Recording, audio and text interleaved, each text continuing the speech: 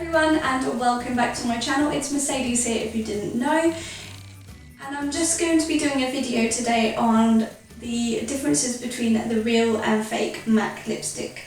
Unfortunately, in my box swap I received a fake MAC lipstick. No fault of anybody's, but I didn't want to tell Amber, who I done my box swap with, until I was certain. With it being a fake MAC lipstick and me never owning a real MAC lipstick, I wasn't 100% sure, so I did actually go into store and see if it was real or not. Unfortunately it wasn't, and I did actually pick up the real version of this fake lipstick so that I could do some comparisons and differences in the lipstick. I done the comparisons on the boxes, the products and the actual packaging that the product came in, so if you want to see the differences between the real and fake, then please keep on watching. Okay, so the first visual difference is the boxes itself. The fake box, which is the bottom box, is a lot bigger than the top box, which is obviously the real box.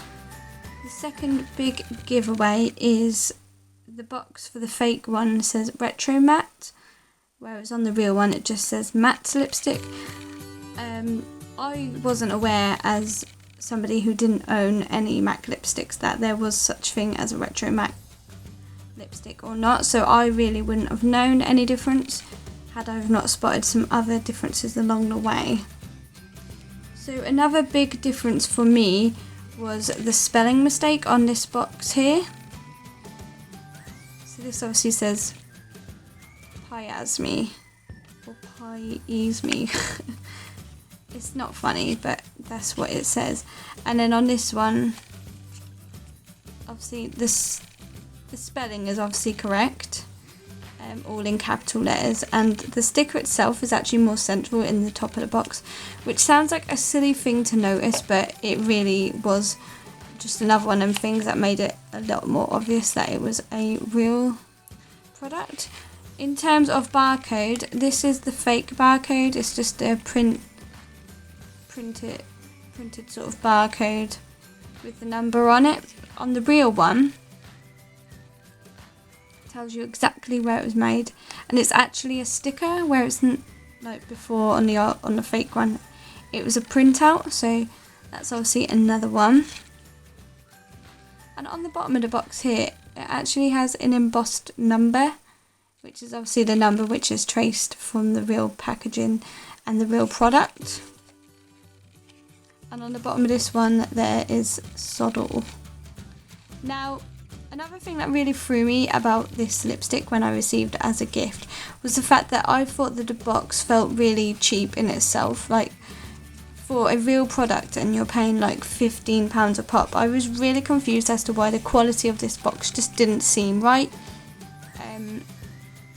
I didn't obviously know at the time it was fake, and I just couldn't believe that people would pay out that sort of money to receive products like this. Obviously the real box is, again, it's more compact.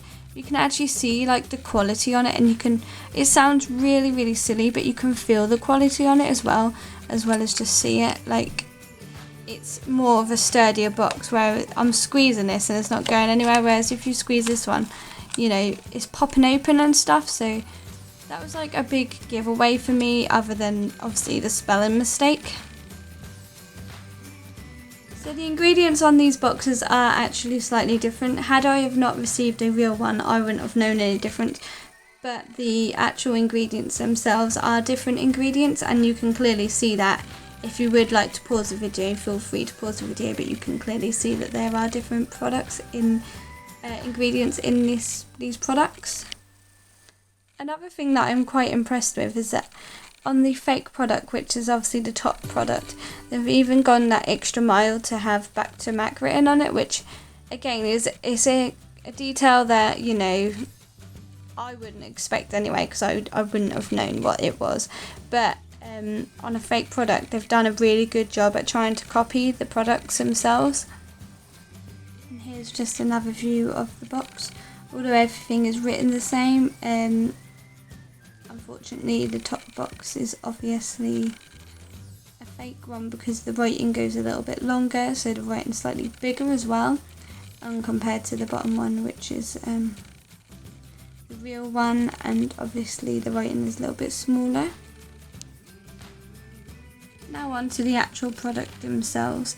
As you can see on the left, this side left obviously is the fake product, and this one is the real product on the right here.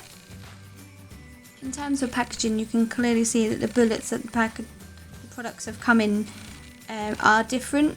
The fake one has obviously got a more matte effect finish to the packaging and is slightly fatter to the real one, which is more of a sheen finish and obviously is a little bit thinner. Now it sounds really petty and really stupid, but if you can see the silver band which joins the lid to the actual product, on the fake one the band is thinner to on the real one. And again, I know it sounds like a silly petty thing to say, but if you can see the writing on the actual bullets themselves, on the real one the writing is up a bit higher than on the fake one, and obviously you can see the writing is starting to wear away on the fake product, where it's a nice clean crisp word on the real one. So looking on the bottom of these products, the left one is the real product and the right one is the fake product. Obviously, again, a big noticeable difference is the spelling mistake on the fake product. The writing is obviously a lot darker on the sticker, and the actual serial code on the fake one is not even the correct serial code. On the real one it's A46, and it's very faintly seen on the real one because it's actually embossed into the sticker rather than on the real one it's just written on the sticker. Obviously, again, the retro is a big giveaway. If you are into your MAC lipsticks, you'll know that MAC do not do retro matte lipsticks, and the sticker on the real one is more central on the end of the bullet, whereas on the fake one it's wonky, so it's obviously another big giveaway. Okay, so now if we stand the real and the fake alongside each other, again, when I had this in my hand, it just didn't feel like a good, great quality piece, which I would have been happy to pay £15 for. It's plastic for a start, it's really lightweight, it looks really cheap in the bullet there, if you can see. It just didn't look very expensive. It doesn't look as if something you would pay £15 for. Another giveaway, if you look at the items, as you can see, like on the lids, this is really high up in comparison to the real one. Now the real one, look, you can see my reflection near enough into it, and the writing is really crisp and clean again. With terms of clasps on the actual packaging, this one you can't really tell, but it's actually denting inwards. On the fake one, the little bit where it would clip in, that actually dents inwards, whereas on the real one here, it's a little bubble and it clips outwards. Now it sounds ridiculous, I know, but that is just another pinpointed thing that you would notice if it was a real or fake product, and if the writing is squished up closer to the end of the bullet like it is on the real one there. And if you can see inside, other than swatching the fake one, I've not touched it and it's already hit the sides of the lipstick, which is obviously disappointing when you open a brand new lipstick. Obviously you can tell just by looking inside the bullets that the colour payoff are different, just by what you can see inside. So in terms of weight, the real one is definitely a lot heavier because it is metal in regards to the fake one, which is obviously plastic. Although the fake one is bigger, you would expect it to be heavier. It is actually a lot lighter because it is plastic. So as you can see here, the swatch on the left is actually the fake Please Me lipstick, and to get that colour and pigmentation payoff, I had to actually swipe the lipstick about 6 times, whereas with the one on the right, that is the Please Me MAC lipstick, and literally one swipe and that was the payoff that I got. The formulation is completely different. Like on the left one, it's really like thin and glidey, whereas with the MAC one, the consistency is thicker and the colour payoff is obviously a lot better, and the colours themselves are completely different. The left one looks more red, whereas the right one looks more of a blue undertone pink.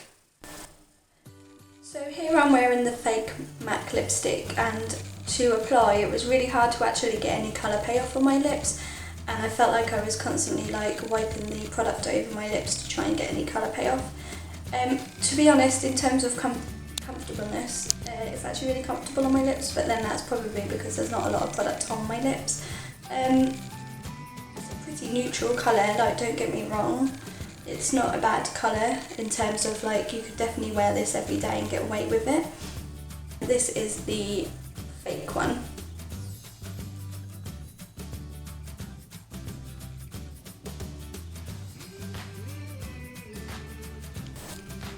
So this is the real MAC lipstick, and as you can see by the colour payoff, this is a much more better colour payoff in terms of you can actually see the colour on my lips, and I really do love this everyday natural sort of pinky colour. In terms of it being comfortable on my lips, I can definitely tell that there is a product there, but I do not feel like it's getting in the way as such. So although it's a bit of a thicker consistency, it still feels comfortable enough. I know it's there, but I'm not worried as such. So this is the real MAC lipstick.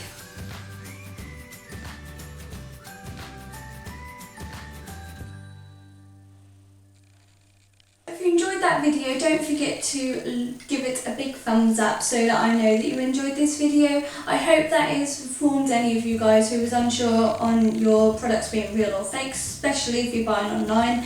Unfortunately, that's what Amber done. She bought it online, which is always a big worry when buying real products online. And hopefully this is going to inform people in the future. If you did enjoy, give it a big thumbs up and subscribe to that channel if you haven't already, and I shall see you all in my next video. Bye guys!